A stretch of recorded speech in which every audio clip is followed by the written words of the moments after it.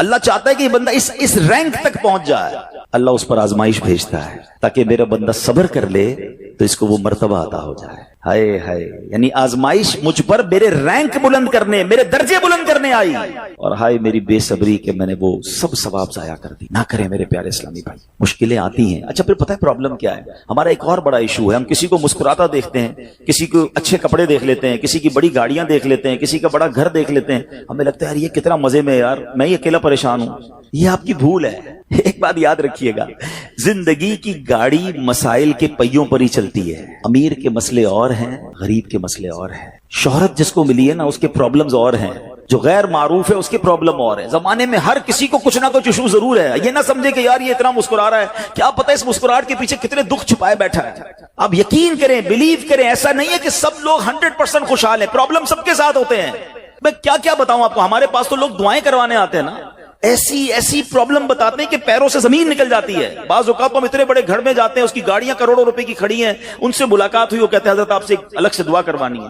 جب وہ بیچارہ اپنا مسئلہ بتاتا ہے نا، ہمیں لگتا ہے یار ہمارا تو غم ہی کچھ نہیں ہے، کتنی بڑی آزمائش سے گزر رہا ہے، کتنی بڑی پرابلم سے گزر رہا ہے۔ میں آج کی آپ کو مثال دیتا ہوں۔ ایک ہمارے بہت اچھے بھائی تھے، آج سے کچھ عرصہ پہلے انہوں نے ہمیں ایک ماشاءاللہ پراپرٹی دعوت اسلامی کے لیے، بچیوں کے مدرسے کے لیے دی، اور اس کے چند دنوں بعد ان کا وصال ہو گیا۔ ان کو بیچاروں کو کینسر تھا۔ میں ان کے گھر پہ دعا کرنے گیا، ان کے بیٹے نے مجھ سے جب گلے لگانا تو بیٹا رونے لگا۔ اچھا میں سمجھا کہ بیچارہ اپنے والد کو یاد کر کے رو رہا ہے، ظاہر ہے 16 دن پہلے انتقال ہوا۔ اندر گئے، دعا کی، اس کے بعد میرے کان میں کہتا ہے کہ عبدالحبیب بھائی اس وقت میری زوجہ ہاسپٹل میں ہے۔ میں نے کہا کیا ہو گیا؟ کہ میری وائف کو بلڈ کینسر ہو گیا ہے۔ والد کا کینسر میں انتقال ہوا ہے، اللہ نے بڑا نوازا ہے ان کو، جیولرز ہیں، لیکن میں یقین کریں، میں آپ کو سچ بتا رہا ہوں، میں گاڑی میں بیٹھ کے میں بھی رونے لگا، کیونکہ وہ بندہ جب مجھے چھوڑنے آیا نا پھر میرے گلے لگ کے رو رہا تھا۔ میں سوچنے لگا یار کتنا دکھ ہے لوگوں کو، اللہ نے کتنی بڑی ہم پر مہربانیاں کی ہیں۔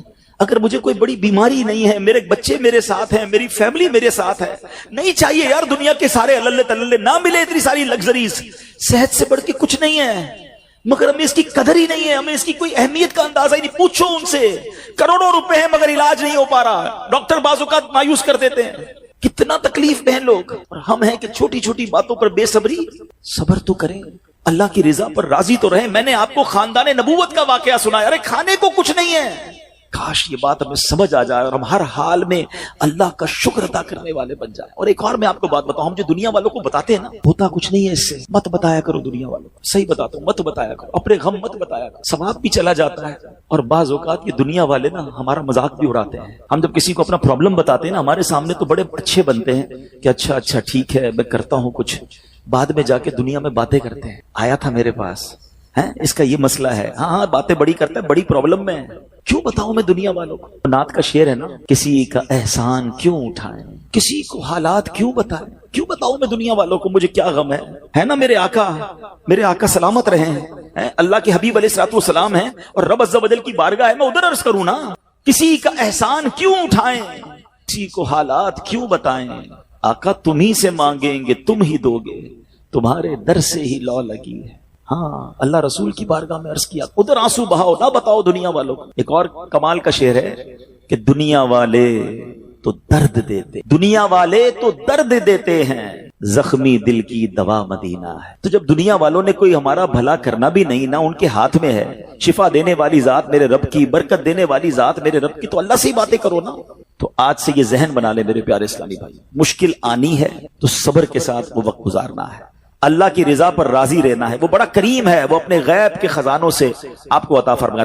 توجہ بیان کی طرف رکھیے گا۔ اور اب آتے ہیں اس پورے واقعے سے ایک اور خوبصورت بات جو ہمیں سیکھنے کو ملی، اور وہ بات کیا ہے کہ نبی پاک کے خاندان کی سخاوت کیسی تھی۔ مولا علی شیر خدا کے پاس صرف 6 درہم تھے، آپ نے وہ سب کے سب دے دیے۔ مگر آج حال یہ ہے کہ لوگ اپنی زکوٰۃ ادا نہیں کرتے۔ آج زکوٰۃ لوگوں کو بھاری پڑنے لگ گئی ہے۔ جب کیلکولیٹ کرتے ہیں کہ جناب کروڑوں روپے زکوٰۃ، تو اس کے بعد ان کو بھاری لگتی ہے۔ نہ کریں ایسا، یہ زکوٰۃ مال کا میل ہے، اور اگر یہ مال کا میل آپ کے مال سے جدا نہ ہوا تو یہ آپ کے مال کو بھی میلا کر دے گا۔ ایک بات یاد رکھیے گا، سرکار دو عالم صلی اللہ تعالی علیہ وسلم کا یہ فرمان ہے، اپنی زکوٰۃ ادا کر کے اپنے مال کو مضبوط قلعوں میں قید کر لو۔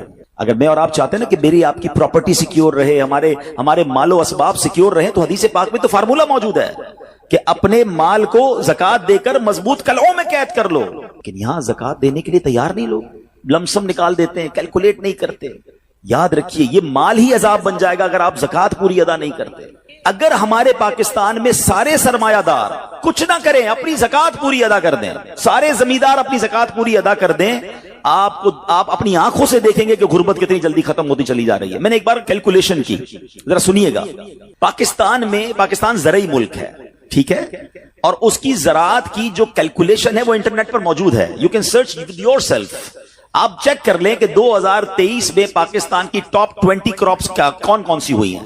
आप इंटरनेट पर खुद ढूंढ लें, आपके सामने उस क्रॉप की कैलकुलेशन भी आ जाएगी कि इतने मिलियन टन, इतने जनाब करोड़ केजी जो है वो गंदुम हुआ, तो कॉटन हुआ, तो फ्रूट्स हुए, तो शुगर हुई। पाकिस्तान को अल्लाह ने बड़ा नवाजा है। शरीयत का हुक्म क्या है? जिस अल्लाह रसूल की हम बात कर रहे हैं, जिस इस्लाम को हमने कबूल किया है, शरीयत का हुक्म यह है कि अगर आपकी फसल उगती है तो उस फसल में अगर बारिश का पानी है और आप अपना पानी परचेज नहीं कर रहे और सिर्फ बारिश से आपकी फसल उग रही है, तो जितनी फसल उगी 10% उशर, क्या कहते हैं, 10वें हिस्से को, वो आपने निकाल देना है अल्लाह की राह में। वो गरीबों का हक है, वो ज़कात है जमीन की। और अगर आप पानी ट्यूबवेल वगैरह से लेते हैं, पैसों से खरीदते हैं, तो 5%। आप बिलीव करें, मैं बैठा कैलकुलेटर लेकर कि पाकिस्तान की टॉप 10 क्रॉप्स कितनी होती हैं, उसकी मालियत कितनी है, उसकी वैल्यू कितनी है, वो मैंने बनाई और उसका 5% लगाया, जो देना ही देना है।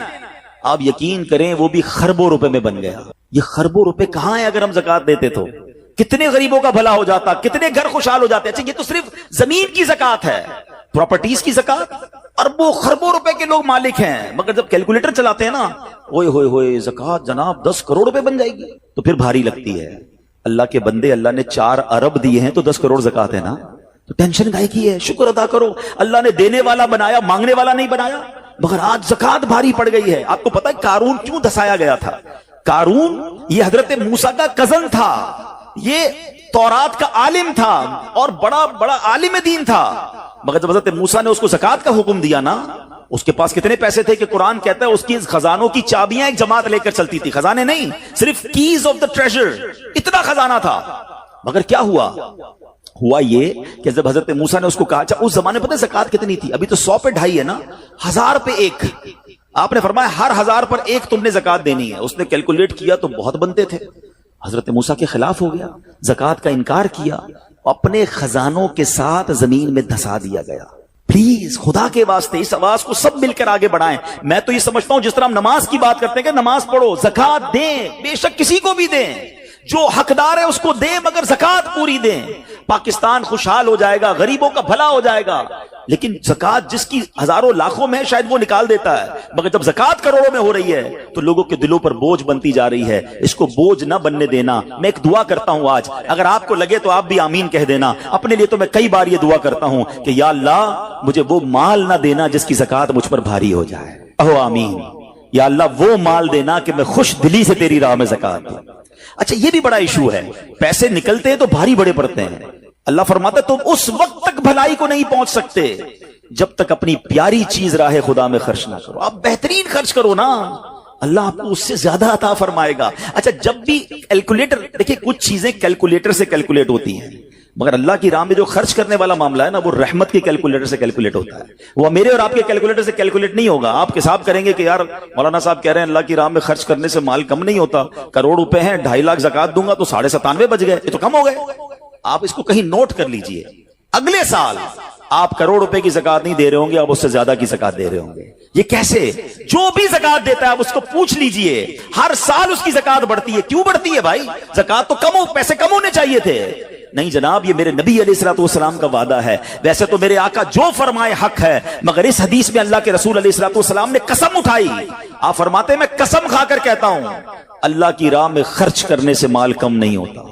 फिर तो लॉक कर दो ना, फिर तो समझ जाओ कि जब नबी पाक कसम उठाकर फरमा रहे हैं। अच्छा, फिर आप सबको देख लें, जो बांट रहा है ना हम हर साल उसका बढ़ते हुए देख रहे हैं, कम नहीं होता। ये बेवकूफी है जो ये सोचता है कि यार दे दूंगा तो कम हो जाएगा। नहीं। और फिर मैं आखिरी बात कर दूं अपने बयान में, जो एक और इशू जो बहुत बड़ा हम देखते हैं, एक तो ज़कात पूरी देनी है और एंजॉय करके देनी है, खुश दिली से देनी है, मजे लेकर देनी। ये नहीं कि दिल पर बोझ, यार क्या करूं, 1 साल हो गया अब तो ज़कात देनी पड़ेगी। नहीं, ये नहीं। दो और एंजॉय करो, अल्लाह की राह में खुश दिली से दो। एक वाकया सुन ले, बात और क्लेरिफाई हो जाएगी। हजरत अबू जाफर अपने जमाने के बड़े अब्दाल हैं, उनके घर में एक फकीर आया, तो उन्होंने अपनी ज़ौजा को कहा कि अपने पास क्या है देने के लिए?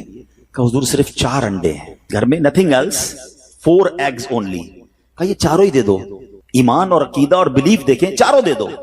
चारों दे दिए। थोड़ी देर बाद दरवाजे पर दस्तक हुई, देखा तो एक बंदा टोकरी लेकर आया। कहा क्या है? बेगम से पूछा। कहा आपके दोस्त ने अंडे भिजवाए हैं। कहा कितने आए? कहा साहब जरा सुनिएगा, कितने आए? तो कहा कि 30 आए हैं। कहा 30 किस हिसाब से आए? हमने तो 4 दिए थे ना। अब ईमान, उनका अकीदा और उनका बिलीफ देखे, क्या 4 दिए तो 40 आने चाहिए थे। एक का 10 अल्लाह का वादा है ना।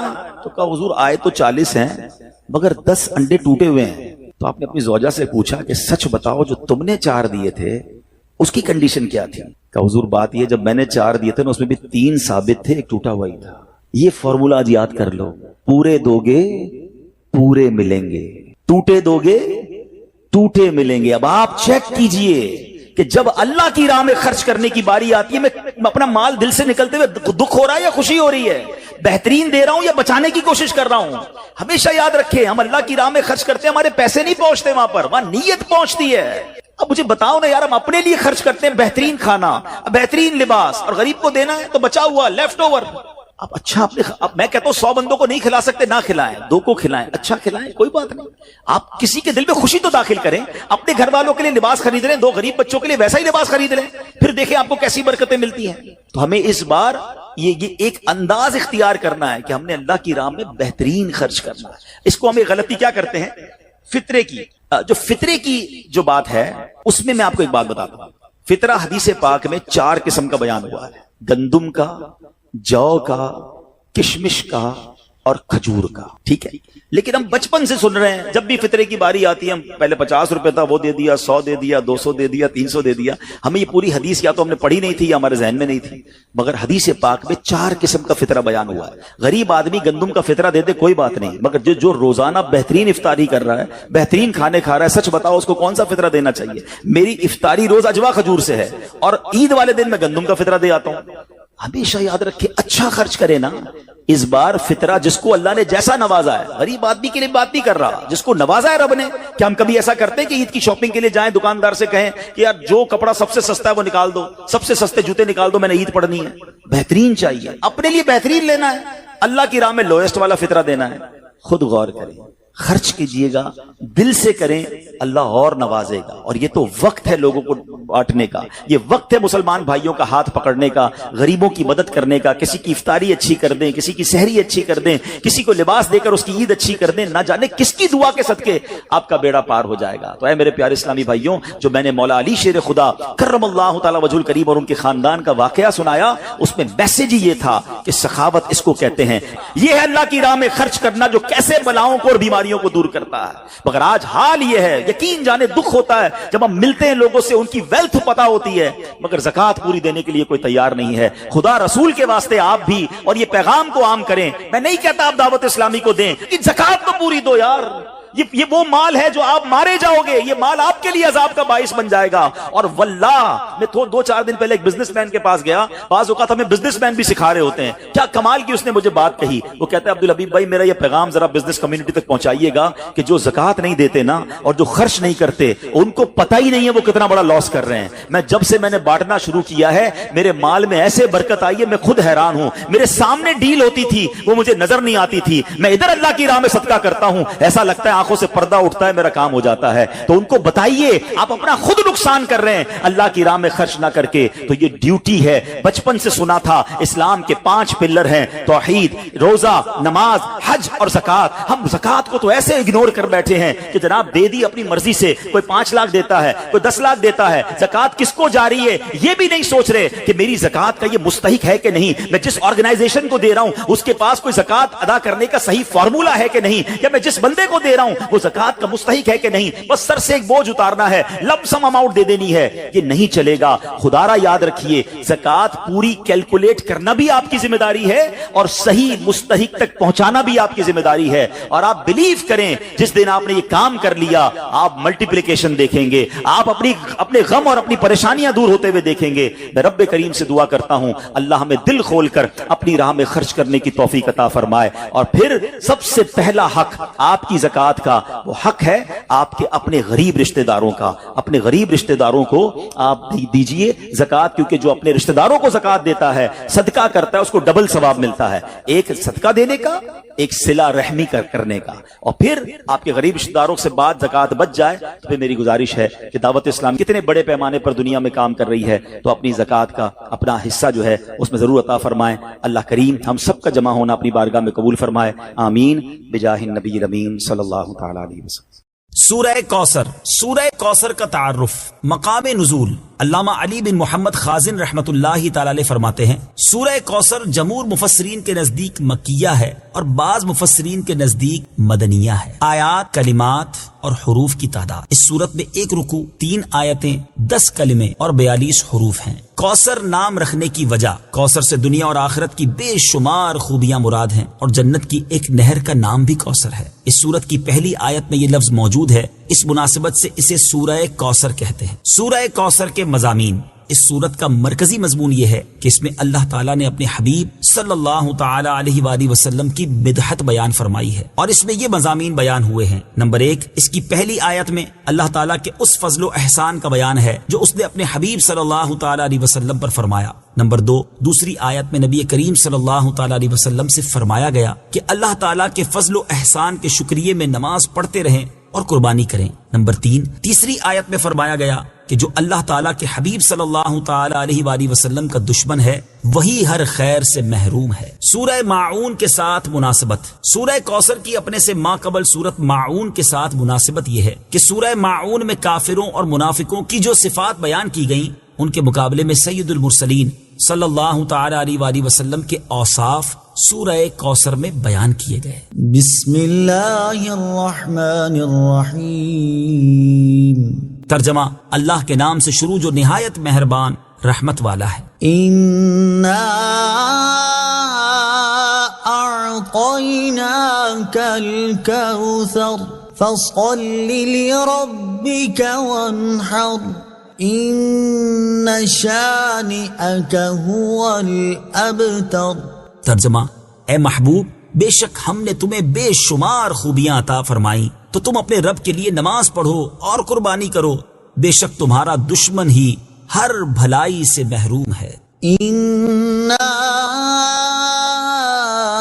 أَعْطَيْنَاكَ الْكَوْثَرَ۔ اے محبوب، بے شک ہم نے تمہیں بے شمار خوبیاں عطا فرمائیں۔ تفسیر صراط الجنان میں ہے، کوثر کی تفسیر میں مفسرین کے مختلف اقوال ہیں، ان سب اقوال کا خلاصہ یہ ہے کہ اے محبوب، بے شک ہم نے تمہیں بے شمار خوبیاں عطا فرمائیں اور کثیر فضائل عنایت کر کے تمہیں تمام مخلوق پر افضل کیا، آپ کو حسن ظاہر بھی دیا، حسن باطن بھی عطا کیا، نسب عالی بھی، نبوت بھی، کتاب بھی، حکمت بھی، علم بھی، شفاعت بھی، حوض کوثر بھی، مقام محمود بھی، امت کی کثرت بھی، دین کے دشمنوں پر غلبہ بھی، فتوحات کی کثرت بھی، اور بے شمار نعمتیں اور فضیلتیں عطا کی جن کی انتہا نہیں۔ آیت اِنَّا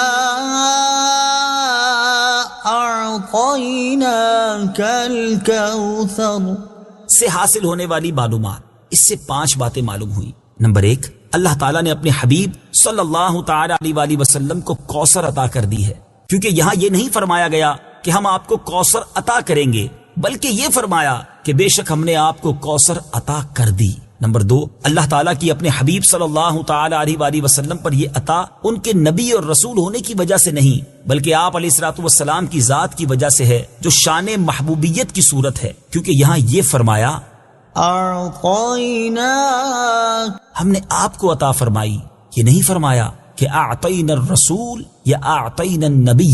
نمبر 3، تاجدار رسالت صلی اللہ تعالی علیہ وآلہ وسلم پر یہ عطا کسی عبادت اور ریاضت کی وجہ سے نہیں ہے، بلکہ ان پر یہ عطا اللہ تعالیٰ کے عظیم فضل اور احسان کی وجہ سے ہے، کیونکہ یہاں عطا کا ذکر پہلے ہوا اور عبادت کا ذکر بعد میں ہوا۔ نمبر 4، اللہ تعالیٰ نے آپ کو کوثر کا مالک بنا دیا ہے تو آپ جسے چاہیں جو چاہیں عطا کر سکتے ہیں۔ نمبر 5، سید المرسلین صلی اللہ تعالی علیہ وآلہ وسلم کی مدحت خود رب تعالیٰ فرماتا ہے۔ اعلیٰ حضرت امام احمد رضا خان علیہ الرحمت الرحمان فرماتے ہیں، انا اعطیناک الکوثر، ساری کثرت پاتے یہ ہیں، ٹھنڈا ٹھنڈا، میٹھا میٹھا، پیتے ہم ہیں، پلاتے یہ ہیں۔ اور ایک اور جگہ فرماتے ہیں نا، اے رضا خود صاحب قرآن ہے مداح ہے حضور، تجھ سے کب ممکن ہے پھر مدحت رسول اللہ کی۔ فصل لربك وانحر، تو تم اپنے رب کے لیے نماز پڑھو اور قربانی کرو۔ تفسیر صراط الجنان میں ہے، یعنی اے حبیب صلی اللہ تعالی علیہ وآلہ وسلم، اللہ تعالیٰ نے آپ کو دونوں جہاں کی بے شمار بھلائیاں عطا کی ہیں اور آپ کو وہ خاص رتبہ عطا کیا ہے جو آپ کے علاوہ کسی اور کو عطا نہیں کیا۔ تو آپ اپنے اس رب عز و جل کے لیے نماز پڑھتے رہیں جس نے آپ صلی اللہ تعالی علیہ وآلہ وسلم کو کوثر عطا کر کے عزت و شرافت دی، تاکہ بتوں کے پجاری ذلیل ہوں اور بتوں کے نام پر ذبح کرنے والوں کی مخالفت کرتے ہوئے اپنے رب عز و جل کے لیے اور اس کے نام پر قربانی کرے۔ اس آیت کی تفسیر میں ایک قول یہ بھی ہے کہ نماز سے نماز عید مراد ہے۔ ان شانئك هو الابتر، بے شک تمہارا دشمن ہی ہر بھلائی سے محروم ہے۔ تفسیر صراط الجنان میں ہے۔ شان نزول، جب سید المرسلین صلی اللہ تعالی علیہ وآلہ وسلم کے فرزند حضرت قاسم کا وصال ہوا تو کفار نے آپ کو ابتر یعنی نسل ختم ہو جانے والا کہا، اور یہ کہا کہ اب ان کی نسل نہیں رہی، ان کے بعد اب ان کا ذکر بھی نہ رہے گا اور یہ سب چرچا ختم ہو جائے گا۔ اس پر یہ سورہ کریمہ نازل ہوئی اور اللہ تعالیٰ نے ان کفار کا بالغ رد فرمایا، اور اس آیت میں ارشاد فرمایا کہ اے حبیب صلی اللہ تعالی علیہ وآلہ وسلم، بے شک تمہارا دشمن ہی ہر بھلائی سے محروم ہے، نہ کہ آپ، کیونکہ آپ کا سلسلہ قیامت تک جاری رہے گا، آپ کی اولاد میں بھی کثرت ہوگی اور آپ کی پیروی کرنے والوں سے دنیا بھر جائے گی۔ آپ کا ذکر ممبروں پر بلند ہوگا، قیامت تک پیدا ہونے والے عالم اور واعظ اللہ تعالیٰ کے ذکر کے ساتھ آپ کا ذکر کرتے رہیں گے، اور آخرت میں آپ کے لیے وہ کچھ ہے جس کا کوئی وصف بیان ہی نہیں کر سکتا۔ تو جس کی یہ شان ہے وہ ابتر کہاں ہوا، بے نام و نشان اور ہر بھلائی سے محروم تو آپ کے دشمن ہیں۔ اعلیٰ حضرت امام احمد رضا خان رحمت اللہ تعالی علیہ اس صورت کی تفسیر بیان کرتے ہوئے فرماتے ہیں، عاص بن وائل شقی نے جو صاحبزادہ سید المرسلین صلی اللہ تعالی علیہ وآلہ وسلم کے انتقال پرملال پر حضور کو ابتر یعنی نسل بریدہ کہا، حق تعالی نے فرمایا انا اعطیناک الکوثر، بے شک ہم نے تمہیں خیر کثیر عطا فرمائی کہ اولاد سے نام چلنے کو تمہاری رفعت ذکر سے کیا نسبت، کروڑوں صاحب اولاد گزرے جن کا نام تک کوئی نہیں جانتا، اور تمہاری ثنا کا ڈنکا تو قیامت تک اکناف عالم اور اطراف جہاں میں بجے گا، اور تمہارے نام نامی کا خطبہ ہمیشہ ہمیشہ اطباق فلک آفاق زمین میں پڑھا جائے گا۔ پھر اولاد بھی تمہیں وہ نفیس و طیب عطا ہوگی جن کی بقا سے بقائے عالم مربوط رہے گی۔ اس کے سوا تمام مسلمان تمہارے بال بچے ہیں، اور تم سب مہربان ان کے لیے کوئی نہیں، بلکہ حقیقت کار کو نظر کیجئے تو تمام عالم تمہاری اولاد مانوی ہے کہ تم نہ ہوتے تو کچھ بھی نہ ہوتا، اور تمہارے ہی نور سے سب کی آفرینش ہوئی۔ اسی لیے جب ابو البشر آدم تمہیں یاد کرتے تو یوں کہتے، یا ابنی صورتن و ابایا معنن، اے ظاہر میں میرے بیٹے اور حقیقت میں میرے باپ۔ پھر آخرت میں جو تمہیں ملنا ہے اس کا حال تو خدا ہی جانے، جب اس کی یہ عنایت بے غایت تم پر مبذول ہو تو تم ان اشقیاء کی زبان درازی پر کیوں ملول ہو، بلکہ فصل لربك وانحر، رب کے شکرانے میں اس کے لیے نماز پڑھو اور قربانی کرو۔ ان شانئك هو الابتر، جو تمہارا دشمن ہے وہی نسل بریدہ ہے کہ جن بیٹوں پر اسے ناز ہے، یعنی عمرو و حشام رضی اللہ تعالی عنہما، وہی اس کے دشمن ہو جائیں گے، اور تمہارے دین حق میں آ کر بوجہ اختلاف دین اس کی نسل سے جدا ہو کر تمہارے دینی بیٹوں میں شمار کیے جائیں گے۔ پھر آدمی بے نسل ہوتا تو یہی صحیح کہ نام نہ چلتا، اس سے نام بد کا باقی رہنا 1000 درجے بدتر ہے۔ تمہارے دشمن کا ناپاک نام ہمیشہ بدی و نفرین کے ساتھ لیا جائے گا، اور روز قیامت ان گستاخیوں کی پوری سزا پائے گا، والعیاذ باللہ تعالی۔ اس سے معلوم ہوا کہ حضور پرنور صلی اللہ تعالی علیہ وآلہ وسلم کا اللہ تعالیٰ کی بارگاہ میں مقام اتنا بلند ہے کہ ان کے گستاخ کو اس کی گستاخی کا جواب خود رب تعالیٰ دیتا ہے۔